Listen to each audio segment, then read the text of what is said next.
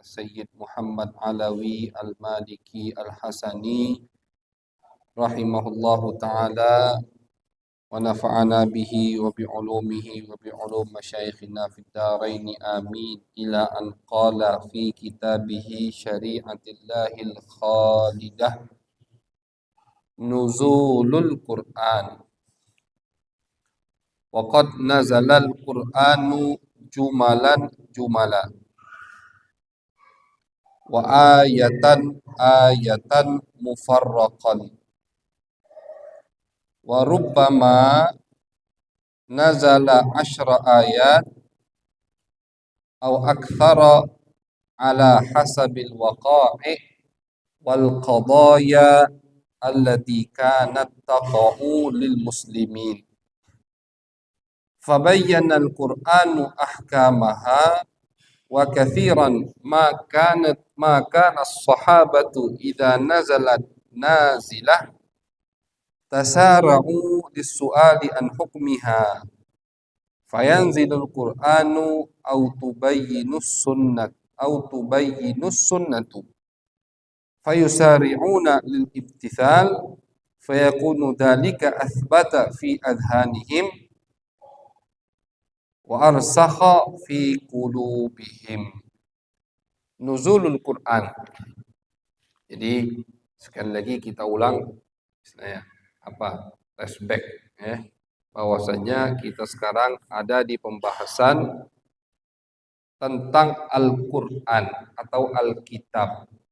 Jadi masadirus syariah, sumber hukum syariat Islam itu ada 4. Yang pertama Alkitab, Al-Quran. Yang kedua As-Sunnah, hadis Nabi besar Muhammad sallallahu alaihi wasallam. Dan yang ketiga Al-Ijma', kesepakatan ulama secara menyeluruh. Yang keempat Al-Qiyas, pengkiasan, penyamaan hukum untuk satu kejadian yang mana kejadian yang baru tersebut tidak ada hukumnya. Ada kejadian baru, jual beli online, itu tidak ada dalilnya di Al-Quran, tidak ada dalilnya di dalam hadis Nabi. Karena di zaman Nabi, di zaman Al-Quran turun, jual beli online tidak ada. Terus apa hukum jual beli online? Apakah syariat Islam tidak bisa memberi hukum? Tidak, jangan takut. Syariat Islam bisa memberi hukum tentang jual beli online, halal atau haram, bisa semua. Dengan apa? Menggunakan qiyas. Ini dengan qiyas inilah kita bisa membayangkan Islam itu untuk sampai hari kiamat. Tapi kalau orang vakum, jadul, misalkan maunya kitab sunnah, ini dia tidak bisa membayangkan bagaimana Islam bisa sampai nanti hari kiamat. Karena Allah mengatakan Islam ini agama untuk sampai hari akhir. Di dalam Al-Quran pun Allah sebutkan ada yang namanya qiyas, penyamaan satu masalah dengan masalah yang sudah ada hukumnya.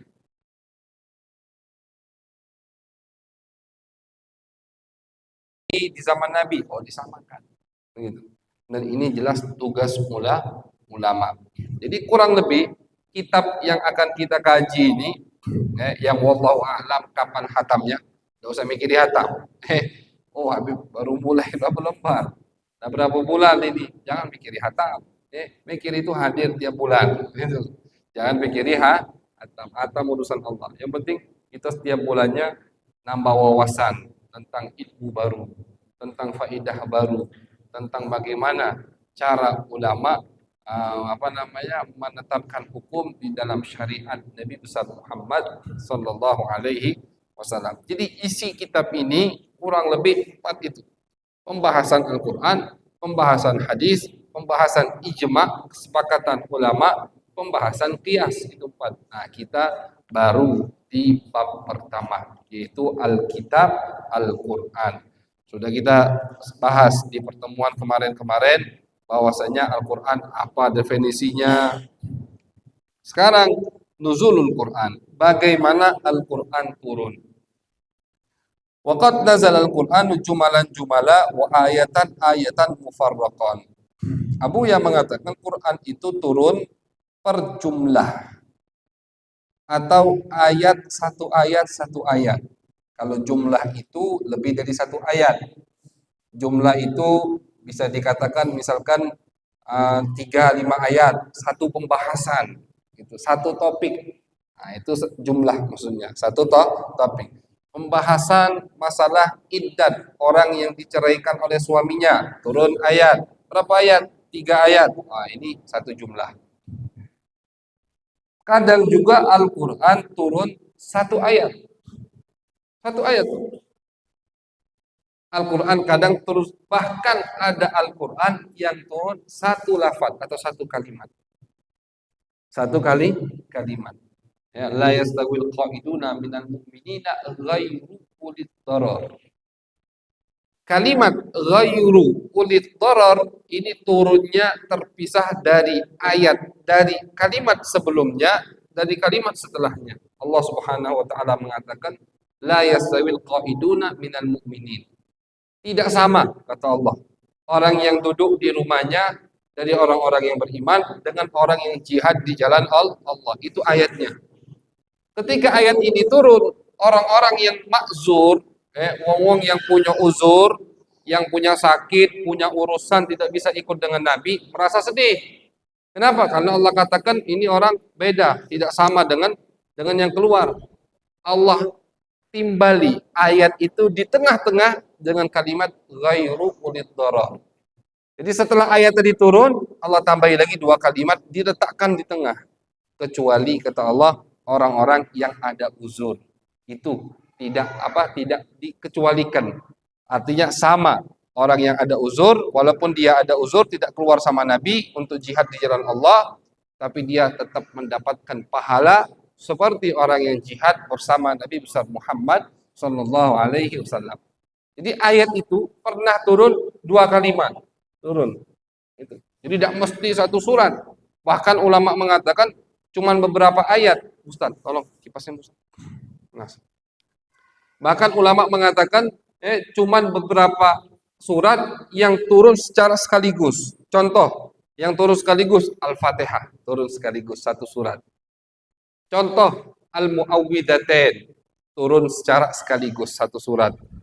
Contoh, misalkan Qul huwallahu ahad, turun sekaligus. Surat-surat pendek rata-rata turun sekaligus. Tapi yang panjang-panjang, surat yang panjang yang turun sekaligus itu hanya surat Al-An'am. Surat Al-An'am itu yang kita tahu itu juz 7 Al-An'am itu turunnya sekaligus surat Al-An'am. Allah turunkan surat Al-An'am dibawa oleh 70.000 malaikat. 70.000 malaikat. Diputar ibe. Biar putar. Nah, cetek itu. 70.000 malaikat yang membawa turun surat Al-An'am. Jadi kebanyakan ayat itu turunnya diansur sedikit-sedikit dari Allah Subhanahu wa taala. Wa rubbama nazala 10 ayat. Terkadang turun cuma 10 ayat atau aktsar, kadang lebih ala hasabil waqa'i' wal qadaya. Tergantung kejadian allati kanat taqa'u lil muslimin yang terjadi pada saat itu terhadap sahabat Nabi besar Muhammad sallallahu alaihi wasallam. Jadi ada kejadian sekarang, butuh berapa ayat turun? Turunlah ayat itu. Besok kejadian baru lagi, turun lagi ayat. Begitu. Jadi Al-Quran termasuk, jadi ini hikmah. Kalau kita ditanya, apa hikmah Al-Quran nggak turun sekaligus? Biar perhatian Allah itu lebih mengena untuk umat Nabi. Allah setiap ada kejadian, Allah turunkan ayat. Ini yang lebih mengena. Sahabat lebih hafal ayat tersebut. Dan sahabat hafal asbabun nuzul. Makanya Sayyidina Umar bin Khattab, beliau mengatakan, kata Sayyidina Umar, semua ayat di Al-Quran aku tahu turunnya kapan dan kenapa diturunkan. Asbabun nuzul. Kenapa? Karena mereka enak menghafalnya. Ada kejadian munafik, Allah turunkan ayat. Ada kejadian munafik menuduh Siti Aisyah, Allah turunkan ayat. Ada kejadian suami mengatakan hal begini kepada istrinya, Allah turunkan ayat. Kadang mereka bertanya kepada Nabi tentang perempuan yang haid. Mereka bertanya kepada Nabi tentang masa bulan, kapan bulan itu masuk, turun ayat, turun ayat. Nah, jadi gampang mereka untuk menghafal. Fabayyana al-Qur'an ahkamaha. Ketika ada satu kejadian yang menimpa orang-orang muslim pada saat itu, turunlah ayat langsung menerangkan hukumnya. Maka gampang untuk diingat. Wa katsiran makana as-sahaba idza nazalat nazilah. Sering sekali sahabat kalau terjadi satu masalah, nazalat nazilah. Terjadi satu masalah, tasara'u lis-su'al an hukmiha. Mereka cepat-cepat bertanya kepada Nabi, meminta tentang keterangan hukum hal tersebut.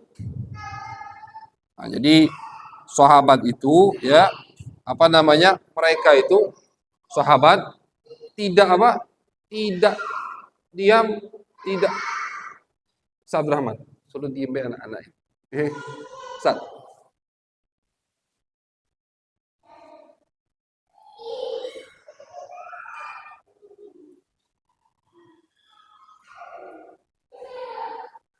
Wasallam, mereka sahabat Nabi besar Muhammad SAW tidaklah terjadi satu kejadian kecuali mereka langsung datang kepada Nabi menanyakan hukumnya kepada Nabi besar Muhammad SAW.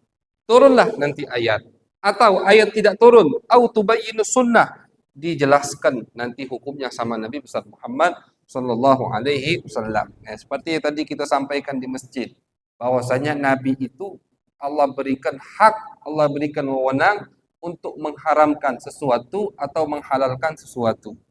Jadi tidak mesti yang haramkan itu hanya Allah, tidak. Nabi punya hak. Ketika ada satu kejadian, Nabi langsung ngomong, ini haram, ini halal, itu hak, itu yang benar. Itu wahyu. Makanya Allah sebutkan, wa ma yantiqu anil hawa in huwa illa wahyun yuha. Nabi itu tidak pernah ngomong dari hawa nafsu. Semua yang diucapkan sama Nabi itu wahyu dari aku, kata Allah. Jadi percaya udah, Nabi nak ngomong apa baik percaya harus. Karena itu wahyu dari Allah Subhanahu wa taala. Fayusari'una lil imtithal. Ketika mereka bertanya kepada Nabi, Nabi jawab atau turun ayat suci Al-Qur'an, mereka langsung cepat-cepat untuk mengamalkan apa yang telah diberikan hukumnya oleh Nabi besar Muhammad sallallahu alaihi wasallam. Fayakunu dzalika asbata fi adhanihim wa arsakha fi qulubihim. Maka ayat tersebut lebih mantap ke otak mereka dan lebih melekat pada hati mereka. Ya, jadi kenapa sahabat cepat menghafal Al-Quran? Kenapa sahabat gampang untuk menghafal Al-Quran? Karena Al-Quran turun kepada mereka di setiap kejadian yang terjadi kepada mereka. Nah, itu hikmah kenapa Al-Quran tidak turun sekaligus, tapi turunnya diangsur 23 tahun sama Allah Subhanahu wa taala. Harus tahu kita hikmahnya itu. Wa bidzalik, dengan alasan tersebut, raddallahu 'alal kufar. Allah membantah, Allah menjawab orang-orang kafir alladzina taradu, yang mengingkari, yang mengomentari kepada Nabi bahwasanya Al-Qur'an diturunkan inzalahu munajjaman ay mufarraqa, yang jadi wong-wong kafir tuh banyak yang ingkar kepada Nabi, kenapa Al-Qur'an tidak diturunkan sekaligus oleh Tuhanmu? Wahai Muhammad, kenapa Al-Quran tidak diturunkan sekaligus seperti Taurat dan Injil diturunkan sekaligus oleh Allah kepada Musa dan Isa? Jadi mereka patokannya Musa sama Isa, Taurat, Injil Allah turunkan sekaligus. Kenapa Al-Quran tidak sekaligus? Begitu, kayak ngejek Nabi Muhammad sallallahu alaihi wasallam. Dijawab sama Allah. Allah sebutkan cerita tersebut di Al-Quran. Wa qala alladziina kafaru, dan berkata orang-orang yang kafir, laula nuzila alaihi al-Qur'an jumlatan wahidah. Kenapa tidak diturunkan Al-Qur'an kepadanya secara sekaligus? Kata Allah, kadzalika linutsabbita bihi fuadak. Alasannya agar kami lebih memantapkan hatimu wahai Muhammad. Jadi hati Nabi lebih mantap. Ketika Nabi misalkan lagi dihina sama orang musyrik, lagi banyak gangguan dari musuh-musuh Nabi, turun ayat suci Al-Quran, menenangkan jiwa Nabi. Nah, ini kata ulama, kalau Nabi saja dengan Al-Quran jiwanya tenang, apalagi kita. Nabi itu kan hatinya bersih. Nabi itu jiwanya jiwa yang paling suci. Itu butuh ketenangan dengan membaca Al-Quran, apalagi kita. Jadi jangan cari ketenangan jiwa kalau Anda tidak punya rutinan baca Al-Quran setiap harinya. Orang yang setiap hari tidak baca Al-Quran cuma tiap hari Jumat deh, itu gelap hidupnya. Gelap. Walaupun duitnya banyak, walaupun rezekinya lancar, tapi kayak hidupnya tuh nggak tenang, nggak tentram. Kenapa? Karena jauh dari Al-Quranul Karim. Tapi coba praktekkan. Tiap hari baca Al-Quran, lain hidup kita. Lebih tenang. Ibadah lebih gampang. Jauhi maksiat lebih gampang. Karena ada Al-Quran. Jadi hikmah. Kenapa Al-Quran tidak diturunkan sekaligus untuk memantapkan hati Nabi, untuk menemani perjalanan dakwah Nabi selama 23 tahun. Jadi teman, coba bayangkan kalau Al-Quran turun sekaligus, sudah selesai. Dan berat, banyak hikmah yang lain, termasuk nanti berat untuk kita. Tidak ada hukum yang dihapus nanti oleh Allah yang berat-berat. Tapi dengan Al-Quran turun diangsur, bisa ada hukum yang berat dihapus. Nanti dibahas oleh Abu Ya. Wa qala ta'ala wa Qur'anan faraqnahu litaqra'ahu 'alan nas ala mukthiw wa nazzalnahu tanzila. Allah mengatakan juga, dan Al-Quran yang kami turunkan kepadamu wahai Muhammad dengan secara terpisah, ala mukthin, dengan jenjang waktu selama 23 tahun. Nah, kenapa? Agar kau bacakan selama 23 tahun. Wa qala ta'ala wa ma kunta tatlu min qablihi min kitabin wa la takhutuhu bi yaminik idzal lartabal mubtilun. Ini Allah mengatakan, wahai Muhammad, sebelum kau diutus oleh Allah, kau tidak bisa membaca dan kau tidak bisa menulis. Nabi itu kan tidak bisa baca, tidak bisa menulis. Dan tidak bisa bacanya Nabi atau menulisnya Nabi adalah mukjizat untuk Nabi besar Muhammad sallallahu alaihi wasallam. Jadi orang yang nggak bisa baca, nggak bisa nulis, tapi bisa mendatangkan untaian kata yang sangat rapi, yang sangat tinggi sastranya, hatta orang kafir Mekah pun tidak bisa berkutik di hadapan lafaz Al-Quran. Ini mukjizat untuk Nabi besar Muhammad sallallahu alaihi wasallam. Jadi jangan heran kalau kita dengar, oh Nabi Muhammad tidak bisa baca, tidak bisa nulis. Tidak bisa baca, tidak bisa nulis. Nabi tidak bisa nulis. Tapi tidak bisa baca dan tidak bisa nulisnya Nabi, itu mukjizat untuk beliau. Kalau kita, ada orang sekarang tidak bisa baca, tidak bisa nulis, berarti tidak sekolah atau tidak kalah belajar pas masih kecilnya. Kalau Nabi tidak, mukjizat. Kalau kita, bukan mukjizat atau bukan sifat yang bagus. Jelas orang yang bisa baca dan nulis itu orang muta'allim, berarti pernah belajar. Tapi untuk Nabi tidak bisa baca dan nulisnya adalah mukjizat untuk beliau. Wa idza tasaffahta ayatil ahkam. Kata Abuya, kalau kalian baca ayat-ayat yang berkaitan dengan hukum, wajadta fiha ajwibatan ala as'ilatihim. Kau akan dapatkan, kata Abuya, jawaban untuk pertanyaan orang-orang kafir ketika bertanya kepada Nabi, kenapa Al-Quran tidak Allah turunkan kepadamu wahai Muhammad secara sekaligus? Jawabannya, kata Abuya, salah satu jawabannya, lihat ayat-ayat yang berkaitan dengan hukum. Apa ayat tersebut? Yang pertama, yastaftunaka qulillahu yuftikum fil kalalah. Yang kedua, wa yas'alunaka mada yunfiqun. Yang ketiga, yas'alunaka anis syahril haram. Yang keempat, yas'alunaka anil ahillah. Wa hiya arba'u asyrata ayah waradat ala hadan nasak. Kata Abuya, ada 14 ayat yang ayat tersebut dimulai oleh Allah bahwasanya sahabat bertanya kepada Nabi Muhammad. Arti yas'alunak atau yastaftunak, mereka bertanya kepadamu wahai Muhammad. Mereka bertanya kepadamu tentang warisan. Katakan pada Muhammad, warisan itu begini. Mereka bertanya kepadamu wahai Muhammad tentang bagaimana mereka berinfak kepada istri mereka. Katakan infak itu begini. Mereka bertanya kepadamu wahai Muhammad anis syahril haram qitalin fi. Mereka bertanya kepadamu tentang peperangan yang terjadi di bulan haram. Katakan hukumnya begini. Mereka bertanya kepadamu wahai Muhammad tentang masuk awal bulan.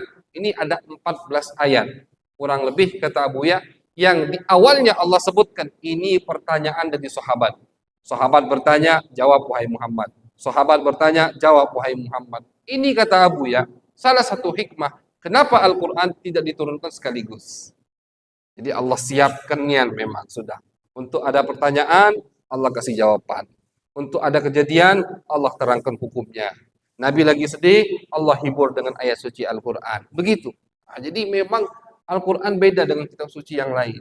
Taurat, Injil itu turun sekaligus.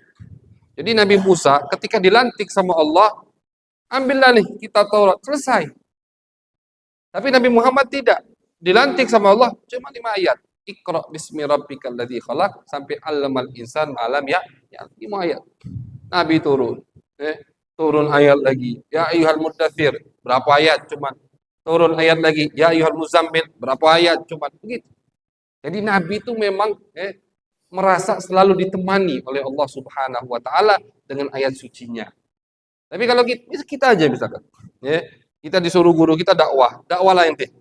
Sudah, tidak ada hubungan lagi antara murid dengan gurunya, kayak jauh akhirnya dengan murid, kayak kurang lebih seperti itu pengertiannya.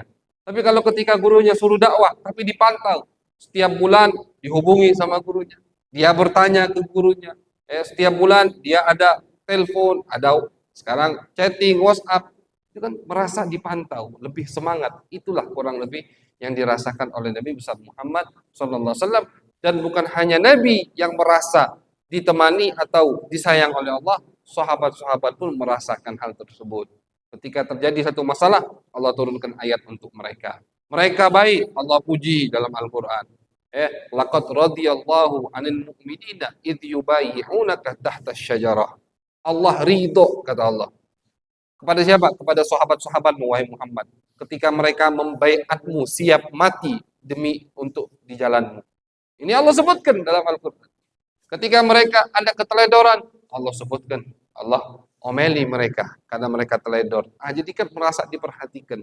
Itulah hikmah kenapa Al-Quran tidak diturunkan sekaligus oleh Allah Subhanahu wa taala.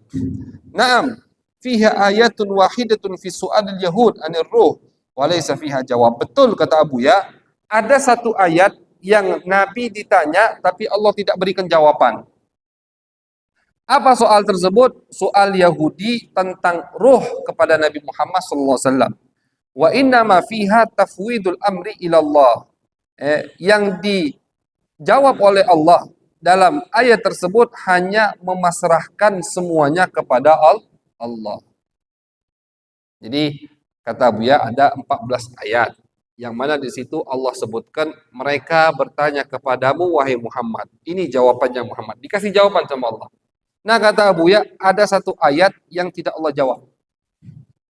Yahudi nanya Nabi tentang masalah ruh. Kata Allah, wahai Muhammad, kasih tahu mereka bahwasannya ruh itu urusan aku, bukan urusan kalian manusia. Ini jawabannya. Dan ternyata itu juga termasuk tanda mukjizat Nabi. Nabi Muhammad itu tanda mukjizatnya dalam kitab Taurat dan Injil. Kalau ditanya masalah ruh, dia memasrahkan urusannya kepada Allah. Jadi Yahudi itu ketika dengar di Mekah ada nabi yang mengaku nabi akhir zaman, mereka kirim tes untuk teman-teman mereka musyrik Mekah agar menanyakan beberapa pertanyaan kepada Nabi Muhammad. Mereka tahu, ini Muhammad kalau ini orang kalau ditanya masalah ruh, jawab berarti bohong, bukan nabi. Begitu. Dikirim ke orang musyrik Mekah. Orang Mekah baca, langsung ditanya. Nah, salah satu soal, banyak pertanyaannya, lupa Al-Fakir. Kalau tidak salah satunya tentang Ashabul Kahfi. Salah satu pertanyaannya masalah ruh. Tanya dia tentang ruh. Kalau dia jawab, dia bohong.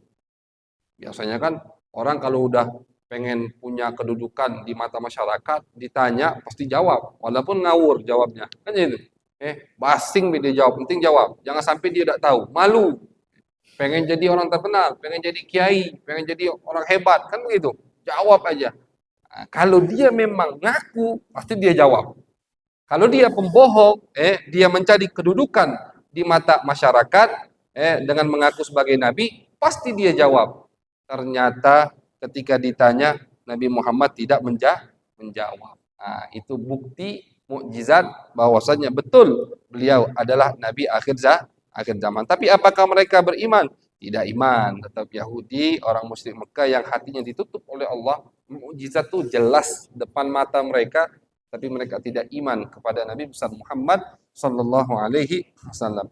Wa dzalika kulluhu ta'limun lil ummah. Semua yang terjadi ini yaitu ketika sahabat ada hal yang terjadi pada mereka, mereka bertanya kepada Nabi, soal jawab itu kata Abu Yah, ta'limun lil ummah, pelajaran buat kita. Fabaqiyat sunnatan, maka ini sunnah di sini artinya jalan atau metode. Maka ditetapkanlah hal tersebut.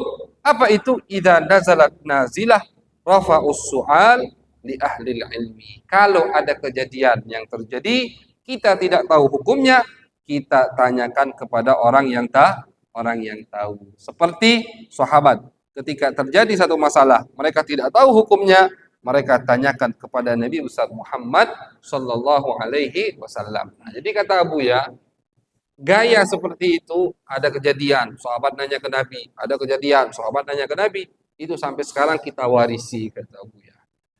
Itu pelajaran buat kita. Ketika ada masalah yang kita tidak tahu, jangan sembarangan komentar. Al-Imam Abu Hanifah mengatakan, "Idza sakatal jahil qallal khilaf." Kata Imam Abu Hanifah, kalau orang bodoh itu diam, maka tidak akan ada perselisihan. Ini orang bodoh di masalah apa saja, misalkan, ente di bidang ilmu kedokteran, ya sudah, tidak usah ngoceh masalah syariat Islam. Yang paham ilmu agama, tidak paham ilmu kedokteran, tidak usah sok-sok tahu tentang ilmu kedokteran. Gitu. Yang paham ilmu agama, tidak paham masalah bangunan, tidak usah sok-sok paham bangunan. Yang tidak paham ilmu bangunan, ketika di depan orang yang paham ilmu bangunan harus bertanya, begitu maksudnya. Nah, jadi kita tahu kita bodoh di masalah apa, kita pintar di masalah apa, kita bodoh di masalah ini, jangan komentar kalau masalah itu. Bertanya sama orang yang lebih paham. Kita paham di masalah ini, silakan Anda komentar. Kalau Anda paham di masalah tersebut. Nah ini kata Abu Hanifah, ida sakatal jahil qallal khilaf. Kalau orang bodoh diam, maka tidak akan ada perselisihan di antara umat ini. Kenapa sekarang kita berselisih? Banyak yang komentar. Galau-galau pengen megang mic. Galau-galau pengen ngomong. Galau-galau pengen punya konten di YouTube, di TikTok, akhirnya ngomongnya ngawur. Kenapa? Karena sebetulnya dia tidak berhak untuk ngomong. Dia tidak berhak untuk memegang mikrofon. Karena dia adalah jahil. Orang yang tidak paham dengan apa yang dia omongkan. Kalau dokter, dia ngomong di YouTube ilmu kedokteran, silakan. Orang yang paham agama di YouTube, dia mengatakan, dia bercerita, dia komentar tentang agama, silahkan. Orang yang paham sejarah, komentar masalah sejarah, silahkan. Yang tidak paham sejarah, jangan komentar masalah sejarah. Begitu.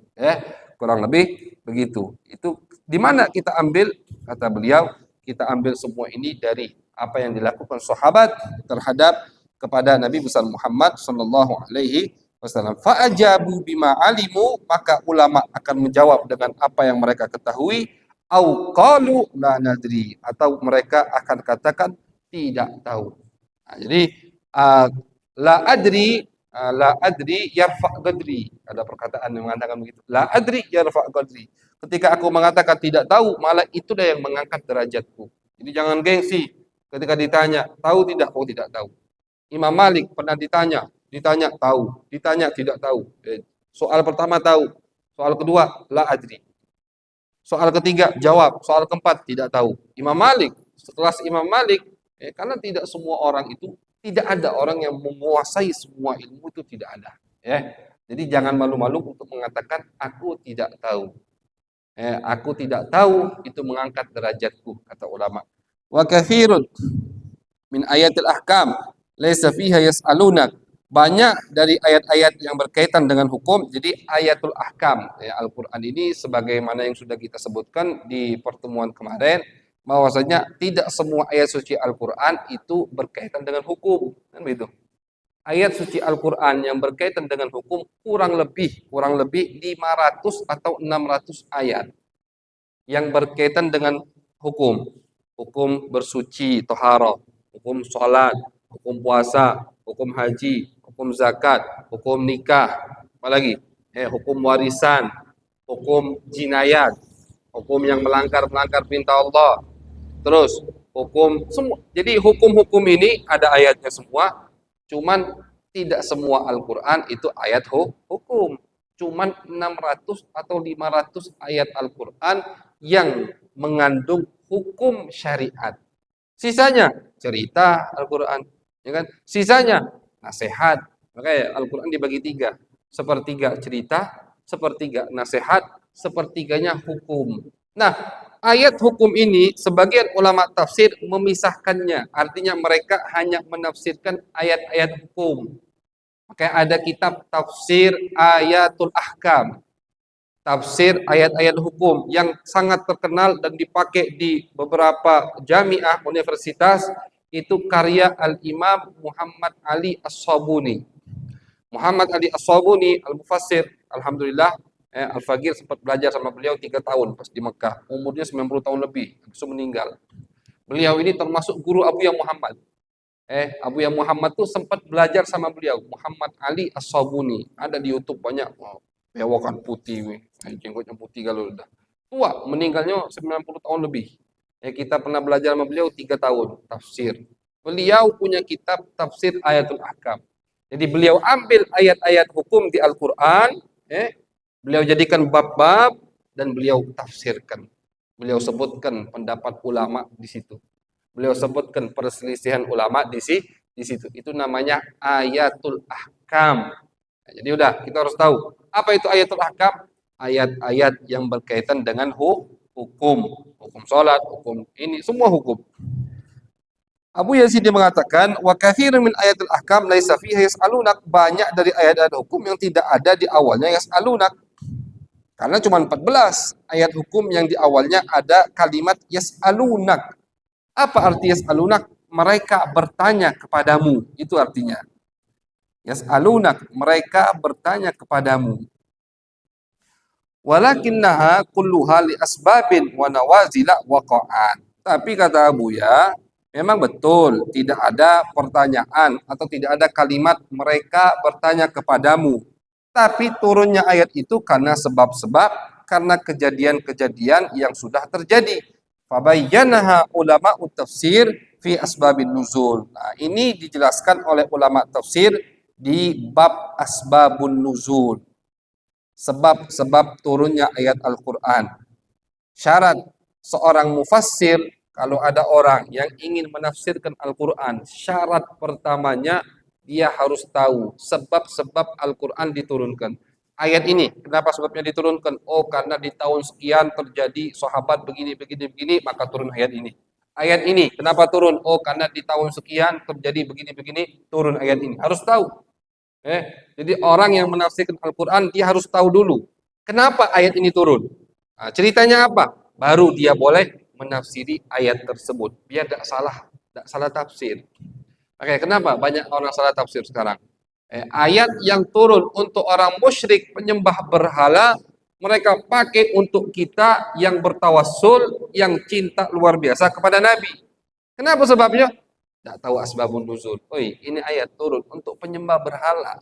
Kau jadikan ini ayat untuk kita, untuk kami yang sama sepertimu, salat menghadap Ka'bah, nabinya sama, kitab sucinya sama. Itu termasuk salah satu contoh orang yang salah menafsirkan Al-Quran karena dia tidak mengerti asbabun nuzul. Jadi tidak boleh sembarangan orang menafsirkan Al-Quran. Wahwa ilmun khas, kata Buya, asbabun nuzul, mengetahui sebab nuzul turun Al-Quran adalah ilmu khusus yusta'anu bihi ala fahmil Quran, yang membantu sekali untuk kita memahami Al-Quran. Wala siyama, apalagi ma thabata minhu bitariqin sahihin aw hasan. Apalagi kalau sebab nuzulnya, ceritanya tadi itu datang dengan riwayat yang sahih atau hasan. Wah, ini tambah kuat kata beliau. Fahuwa hujjatun fit ta'wil. Maka dijadikan hujjah, dijadikan sandaran yang sangat kuat untuk menafsirkan Al-Quran.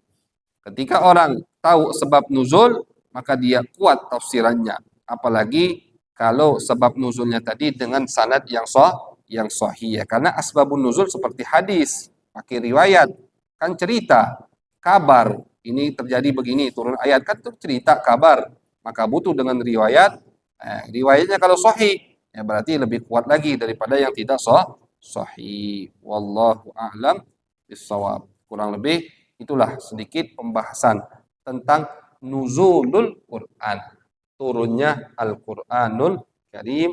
Wallahu a'lam bissawab. Kita baca sedikit ilmu hadis. Menghabiskan bab kemarin. Bismillahirrahmanirrahim. Qala al-muallif al-Imam Ibnu Hajar rahimahullahu taala fi kitabih Syarhun Nukhbah Nuzhatun Nadhar fi tawdihi nukhbatil fikar fi mustalahi ahli al-athar ila an qala al-gharib warrabi'u al-gharibu wa huwa ma yatafarradu bi riwayatihi syakhsun wahidun fi ayyi mawdi'in waqa'at tafarrudu bihi minas sanad ala ma sanuqassimu ilaihi al-gharibul mutlaq wal gharibus nisbi wa kulluha ay al-aqsam al-arba'ah al-madhkurah siwal awwal wa huwa al-mutawatir ahadun wa yuqalu likullin minha khabarun wahid. Bagian yang keempat, ini kita pakai papan bor biar cepat selesai penjelasannya. Jadi lebih jelas kalau pakai papan bor itu.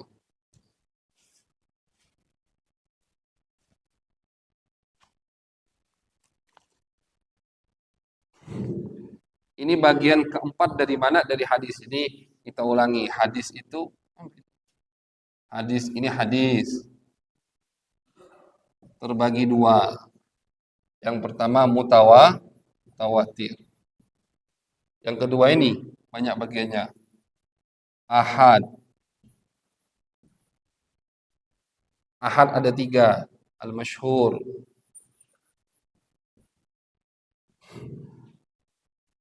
Al-aziz. Ketiga al-gharib ini. Ini beliau mengatakan al-gharib warrabi dan yang keempat. Yang keempat dari mana? Yang keempat dari sini. Jadi dihitung dari sini. 1, 2, 3, 4. Ini angka Arab ini. Ngerti insyaallah. Ini angka Arab. 1, ini 2. Ngerti tidak? Angka Arab ini. 2 nih. Ini 2 begini kalau Arab. Nah, ini 2. Jadi anak sengaja tidak tulis ini, biar ngerti kamu lah angka Arab jadi. Masa santri Darul Hadis tidak ngerti angka Arab? Kan begitu. Ini angka Arab, ini 3. 3 begini kalau angka Arab tuh. Nah, ini 4. Itu angka Arab. 1, mutawatir. Yang kedua, masyhur. Yang ketiga, aziz. Yang keempat. Nah, jadi kata beliau, ar-rabi. Yang keempat dihitung dari mutawatir. 1 mutawatir, masyhur.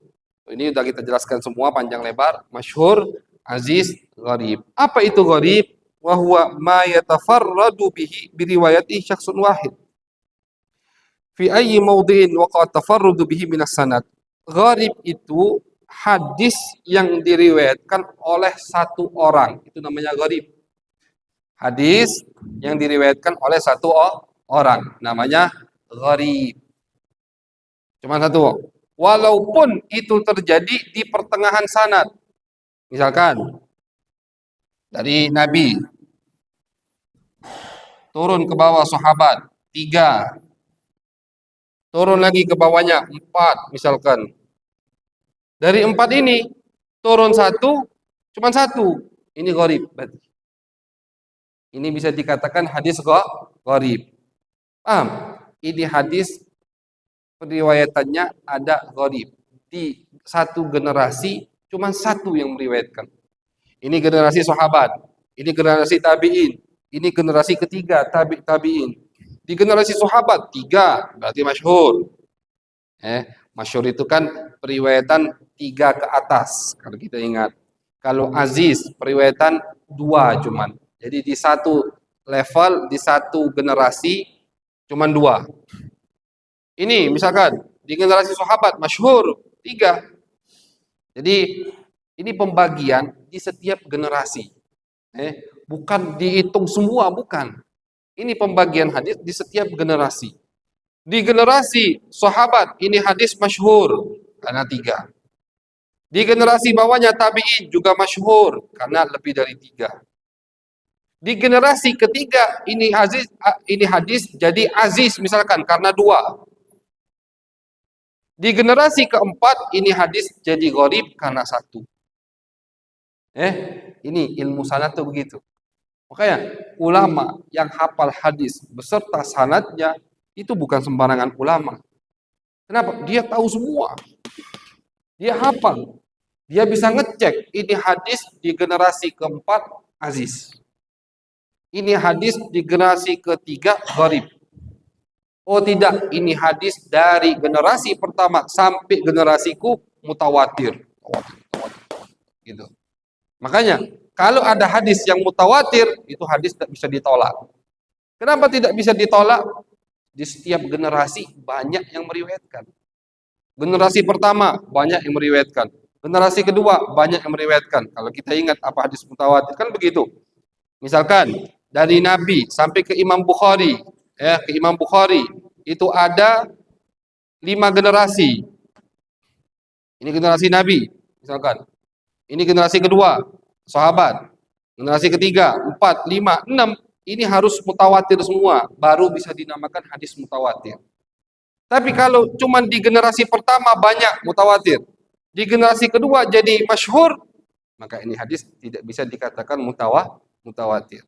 Jadi tahu alasan kenapa kita tidak boleh menolak hadis mutawatir, karena di setiap generasi banyak yang meriwayatkan. Jadi ini udah yakin pasti ini hadis dari Nabi, tidak mungkin bukan dari Nabi. Kenapa? Banyak yang meriwayat.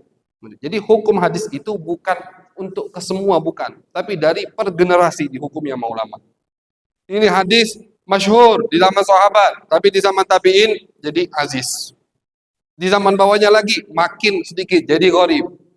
Di bawahnya lagi jadi masyhur lagi. Masuk akal. Insyaallah ngerti. Jadi ini bagian untuk setiap sanad. Alama sanuqassim ilaihi al-gharib al-mutlaq wal gharib an-nisbi. Nah, kata beliau nanti ada pembahasan yang akan kita bahas. Gharib itu ada 2. Gharib itu kebagi 2. Nanti itu penjelasannya di gharib al-mutlaq dan gharib an-nisbi. Ini gharib. Agak itu bahasanya di babnya. Wa kulluha ay al-aqsamul arba'ah.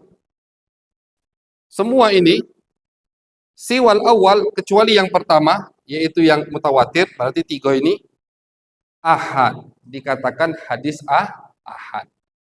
Dikatakan hadis ahad. Nah, jadi ini ahad.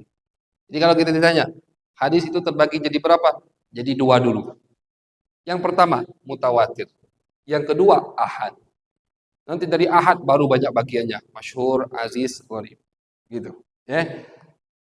Wa yuqalu likullin minha khabarun wahid. Bisa dikatakan di setiap bagian ahad ini khabar wahid. Khabar wahid. Ini khabar wahid. Tapi jangan kita pahami wahid itu 1, bukan. Arti khabar wahid artinya ini khabar ahad. Hadis yang bagian dari ahad. Tidak mesti 1, karena masyhur 3 atau lebih gitu. Insyaallah paham, insyaallah jelas. Jadi ini bagian hadis. Wallahu a'lam, la ilaha illa anta nastaghfiruka wa natubu ilaik. Sallallahu alaihi wasallam Muhammadin